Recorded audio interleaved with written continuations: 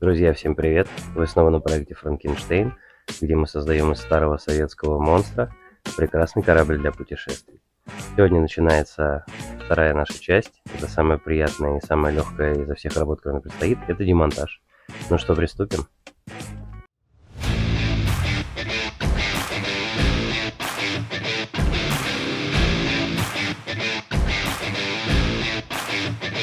Ну что, мы убрали все лишние вещи, теперь можно приступать к демонтажу оборудования каюты и обшивки.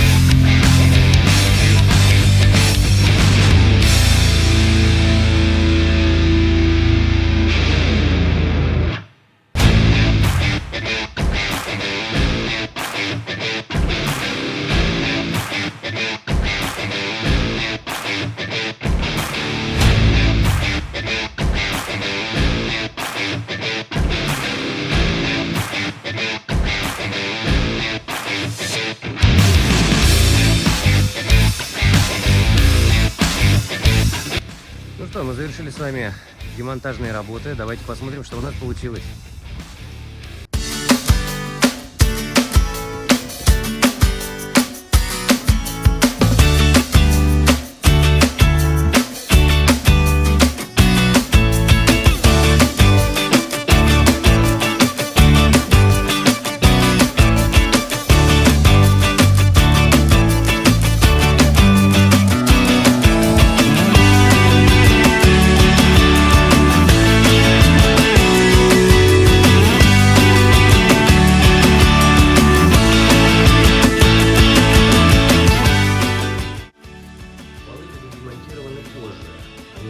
Все откручены, снять их будет достаточно легко, но пока я буду производить разные работы, полы я оставлю эти. И, кстати, благодаря дождям выяснилось, где самая низкая точка. Вот где собирается вода, так что помпы будет две, одна будет расположена здесь, и вторая помпа будет расположена под трансом. После демонтажа я взвесил все материалы, которые я достал, и у меня получилось 120 килограмм с каюты, более 100 килограмм с задней части корабля, плюс 40 килограмм крыша, и плюс полы. Полы здесь из 40-ки, из доски, это где-то порядка 22 килограмма на квадратный метр. Стелить будем фанеру влагостойкую, она будет 6,5 килограмм на квадратный метр.